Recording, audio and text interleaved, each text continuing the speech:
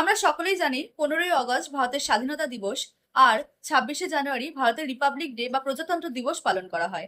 আর এই দুটো দিনেই ভারতের পতাকা উত্তোলন করে দিনটা শুরু করা হয়। কিন্তু এই পতাকা উত্তোলন দুদিন হলেও এই পতাকা উত্তোলনের পদ্ধতি দুটো দিনে আলাদা আলাদা।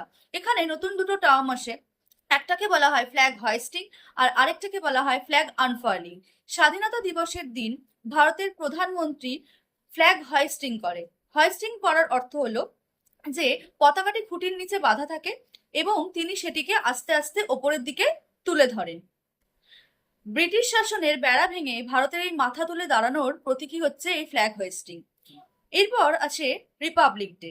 26শে জানুয়ারি অর্থাৎ রিপাবলিক ডের দিন ভারতের রাষ্ট্রপতি ফ্ল্যাগ আনফার্লিং করেন। এবার এই আনফার্লিং কথার অর্থ হলো পতাকাটি খুঁটির ওপরেই বাঁধা থাকে, রাষ্ট্রপতি শুধু সেটিকে খুলে দেন।